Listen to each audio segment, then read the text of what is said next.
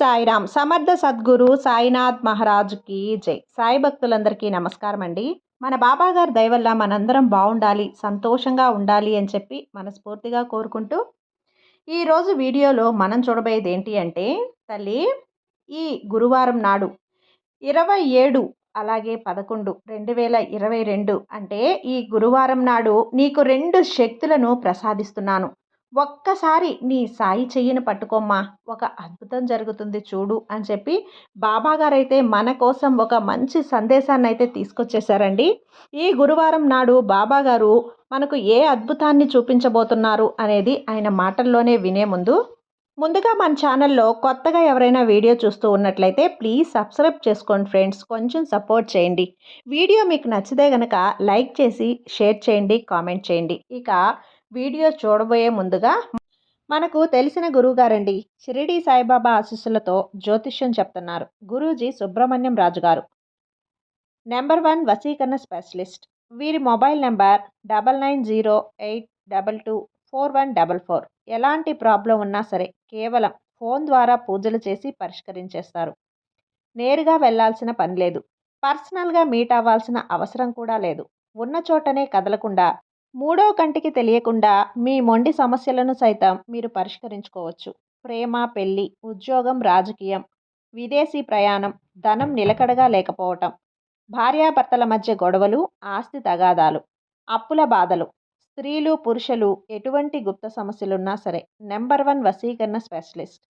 మీ మీద, మీ ఇంటి మీద చెడు ప్రయోగం జరిగినా, చేసి ఉన్నా కూడా నరదృష్టి, నరగోష్ట, సంతాన సమస్యలు, భార్యాభర్తల మధ్య, లవర్స్ మధ్య అనుమానాలున్నా, అపార్థాలున్నా, థర్డ్ పర్సన్ ఉన్నా సరే, అత్తాకోడళ్ళ మధ్య సఖ్యత లేకపోయినా ప్రతి ఒక్క ప్రాబ్లంకి చక్కటి సొల్యూషన్ ఇస్తున్నారండి. మీ వివరాలన్నీ కూడా సేఫ్ అండ్ సెక్యూర్గా ఉంచుతారు. మీకే కాదు, దేశ విదేశాల్లో ఉన్నవారు ఎలాంటి ప్రాబ్లమ్స్నైనా సరే పరిష్కరించుకుంటున్నారు. ఎంతోమంది విదేశాల్లో ఉన్నటువంటి వారు, దిక్కుతోచని పరిస్థితుల్లో అయోమయ స్థితిలో ఉన్నవారు ఇప్పుడు గురువుగారికి కాల్ చేసి వాళ్ళ ప్రాబ్లమ్స్ని సాల్వ్ చేసుకొని ఈరోజు హ్యాపీగా లైఫ్ లీడ్ చేస్తూ చాలా సంతోషంగా ఉన్నారు. కాబట్టే స్క్రీన్ మీద ఉన్నటువంటి నెంబర్కి ఒక్కసారి కాల్ చేయండి. మీ ప్రాబ్లంని గురువుగారితో పంచుకోండి. ఖచ్చితంగా గురువుగారు మీ ప్రాబ్లంకి సొల్యూషన్ చూపిస్తారు. తల్లి, ఈరోజు ఈ సాయి మీద నమ్మకంతో, శ్రద్ధ, భక్తితో నా చెయ్యిని పట్టుకున్నావు కదా. నీ మనసులోని కోరిక ఈరోజు నాకు అందింది. ఆ కోరిక తీర్చే బాధ్యత ఈ సాయిది. ఎందుకంటే నువ్వు నా బిడ్డవి. నేను చెప్పినట్లుగా నడుచుకుంటున్నావు. నీ జీవితం ఎంతో సంతోషంగా మారబోతుంది. అనుభవం ఏదైనా సరే పెరిగిన వయసును బట్టి రాదమ్మా, తగిలిన గాయాన్ని బట్టి వస్తుంది. అలాగే నీ జీవితంలో కూడా తగిలిన గాయాలు ఎన్నో ఉన్నాయి. ఆ గాయాలను తలుచుకుంటూ పదే పదే కుమిలిపోతున్నావు. ముందు ఆ గాయాలకు కట్టాలని వచ్చాను. ముందు వాటిని నయం చేసుకో తల్లి. ఆ తర్వాత వచ్చే సంతోషం నువ్వు చూసి పొంగిపోతావు. నా బిడ్డ ఏ విధంగా కుమిలిపోతుందో నాకు అర్థమవుతుంది. బాబా చావుకి పుట్టుకకి మధ్యలో ఒక చిన్న జీవితాన్ని పెట్టి, మొయ్యలేని బాధ్యతలను ఇచ్చి, మరిచిపోలేని బంధాలనిచ్చి, నిలకడలేని మనసుని తోడుగా పెట్టి ఎన్ని ఆటలాడుతున్నావయ్యా అని నా బిడ్డ నన్ను ప్రశ్న వేస్తుంది. తల్లి, నేనెవరి తలరాతలు రాయను. ఎవరికి వారే తమ భాగ్యాన్ని స్వయంగా చూసుకుంటున్నారు. ఈరోజు ఏదైతే నువ్వు చేసుకుంటున్నావో దాని కర్మఫలం వచ్చే జన్మలో నీకు దొరుకుతుంది. ఈరోజు నువ్వు ఉన్న స్థితి ఈ సాయి రక్షణ ఉంటుందమ్మా. అలాగే నువ్వు నమ్ముకున్న భగవంతుడు నిండుగా నీ చుట్టూ తిరుగుతూ ఉంటాడు. ఎంత కష్టాలనైనా నువ్వు ఓర్చుకుని తీరాలి.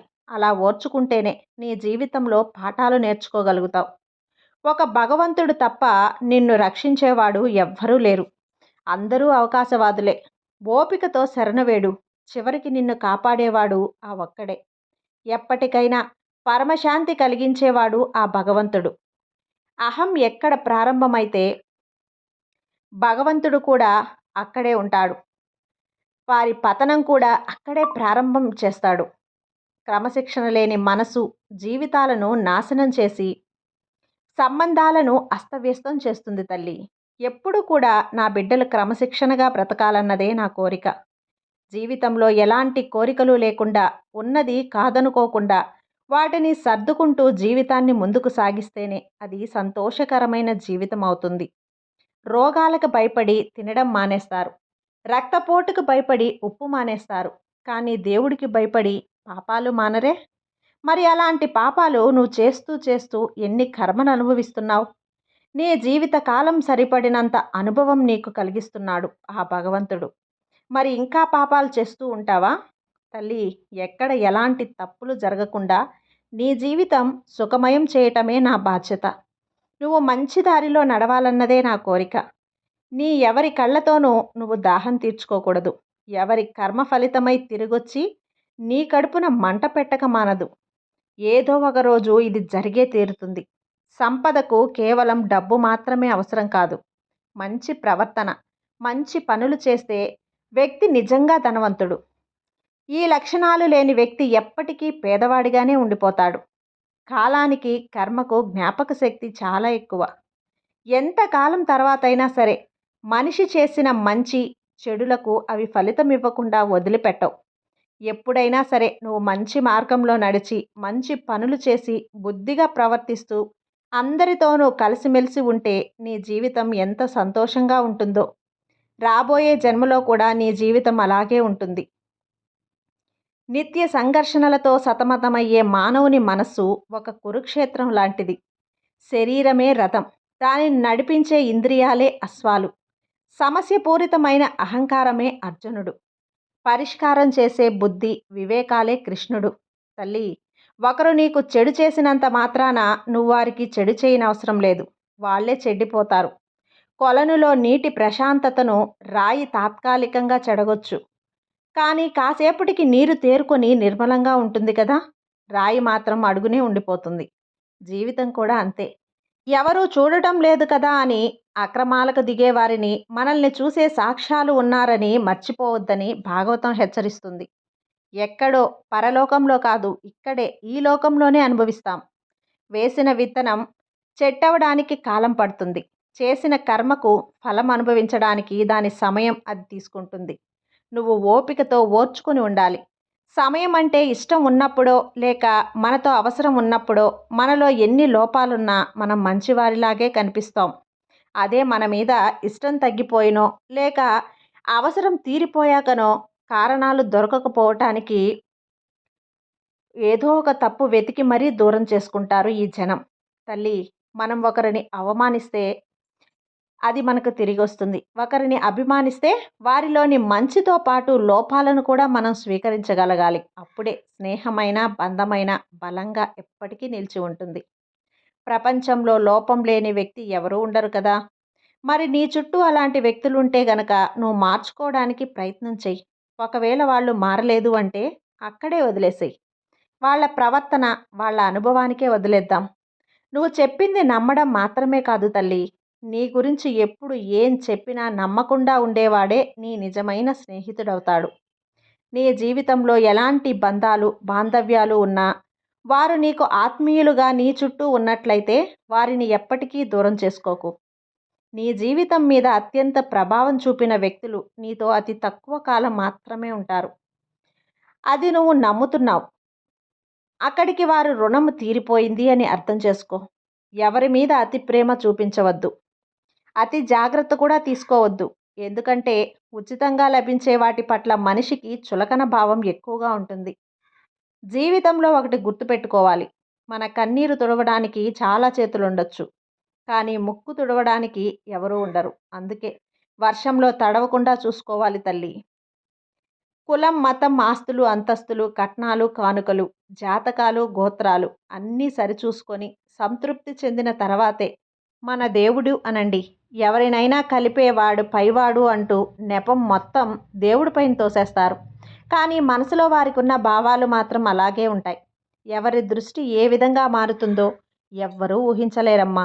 ఏ సమయానికి ఏ విధంగా మాట్లాడాలో ఆ విధంగా వారు మాట్లాడి తీరుతారు తల్లి. నీకున్న బాధ్యతలు, కష్టాలు ఏ సమస్య అయినా తీరే బాధ్యత ఈ సాయిది. కాస్త ఓపికతో ప్రతిదీ అర్థం చేసుకొని వాటిని అనుభవించు. ఆ భగవంతుడు ఈరోజు నాకు ఇంత కష్టం ఇస్తున్నాడు అంటే ఏదో తెలియని గుణపాఠం నాకు చెప్పబోతున్నాడు, నేర్పిస్తున్నాడు అని అర్థం చేసుకో. మనం నవ్విన దానికన్నా కూడా మన వల్ల నలుగురు నవ్విస్తూ ఉన్నప్పుడు మనసుకు కాసేపైనా సంతోషం కలుగుతుంది. ఆ విధంగానే నీ మనసును నువ్వు నవ్వించుకో. అప్పుడప్పుడు కాస్త నువ్వు ఆనందపడు. ఎందుకంటే అలా ఉంటేనే నీ ఆరోగ్యం కూడా చక్కబడుతుంది. నోరు అదుపులోనూ, మాట పొదుపుగాను ఉన్నప్పుడే సమాజంలో గౌరవం అనేది ఎక్కువగా ఏర్పడుతుంది. నీ మనసు ఏ విధంగా నీకు నచ్చజెప్పి 10 మందితో మసులుకోమని చెప్తుందో, ఆ విధంగానే నువ్వు నడుచుకో. అలాగని ఎవరో ఏదో అన్నారని వారి మాటలను పట్టించుకొని, అవే మాటలు పదే పదే తలుచుకొని బాధపడుతూ కుమిలిపోకూడదు. వాటిని తిరిగి వారికి వెనక్కి ఇవ్వకూడదు. ఆ మాటలు నీకు నొచ్చుకున్నా కూడా ఖచ్చితంగా భగవంతుడు ఏదో ఒక రోజు ఆ మాటలు వారికి తిరిగి అప్పజెప్తాడు. ప్రశ్నించే హక్కు, జవాబు చెప్పే బాధ్యత ఉన్నప్పుడే ఏ బంధమైనా సరే అందంగా కనిపిస్తుంది. అలా మనం లేకున్నప్పుడు ఎంతటి బంధమైనా మనకు కష్టంగానే కనిపిస్తుంది. పరాయి వాళ్ళు కొట్టే చెంపదెబ్బైనా మర్చిపోగలమేమో కానీ, మనం అనుకున్న వాళ్ళు మనసు మీద కొట్టే దెబ్బ మాత్రం మనం ఉన్నంత కాలం మర్చిపోలేం కదా! మరి అలాంటి వారు ఒకవేళ నీ చుట్టూ ఉంటే వారిని మార్చడానికి ప్రయత్నం చెయ్యి. ఒకవేళ వారు మారరు అంటే అక్కడికి వదిలి ఎవరి కర్మకి వాళ్ళే పోతారు. అర్థం చేసుకోవడం అంటే తినేవి, తాగేవి, వాడేవి తీసుకోవటం కాదు. కోపానికి కారణం, ఆనందానికి అర్థం తెలుసుకోవటమే ముఖ్యమైనది. బాధలు పంచుకుంటే ఆవేదన తగ్గుతుందేమో కానీ, అర్హత లేని వారి దగ్గర పంచుకుంటే మాత్రం దానికి పదింతలు మనోవేదన తప్పదు. అది జాగ్రత్త. ఎందుకంటే అలాంటి వారి దగ్గర నువ్వు ఆత్మీయులు అని చెప్పి నమ్మి, నీ సమస్య లేదా నీ ఇంట్లో సమస్య ఏదైనా చెప్పుకొని బాధపడితే కనుక తప్పకుండా దానికి పదింతలు నువ్వు అనుభవించాల్సిందే. ఎందుకంటే ఒకే ఒక్కడు, అది కూడా ఆ భగవంతుడు. అతని ముందు మొరపెట్టుకో. అంతేకాని మనుషుల ముందు కాదు. ఒకరు నిన్ను నిందిస్తారు, మరొకరు నిన్ను పొగుడుతారు. అంతా కూడా వారిలో ఉన్న కుళ్ళు, కుతంత్రం అలాంటి మనస్తత్వం ఉన్నవాళ్లే. అంతేకాని నువ్వు గొప్పగా ఎదిగితే చూస్తూ మురిసిపోయేవారు ఎవ్వరూ లేరమ్మా, నీ తల్లిదండ్రులు తప్ప. తోబుట్టిన వారు కూడా నీకు మంచిని కోరరు. అలాంటి వారి జీవితంలో ఇప్పుడు నువ్వు బ్రతుకుతున్నావు. కాబట్టి అందరి విషయంలోనూ జాగ్రత్తగా ఉండాలి. ముందు నీకు కావలసింది సహనం. శ్రద్ధగా ఉండు. దేవుడిపై నమ్మకం పెట్టుకో. మంచి పనులు చేస్తూ ఉండు. ఎవరిని ఎన్నన్నా పట్టించుకోవద్దు. ఇంతకంటే నేను నీకేం చెప్పను తల్లి. మరి నీ బాబా మీద నమ్మకంతో ఉండమ్మా. నీకంతా కూడా మంచే జరుగుతుంది. నీ సాయి నీకు తోడున్నంత కాలం నీకు భయమెందుకు చెప్పు. సర్వే జన సుఖినో భవంతు. జై సాయిరాం.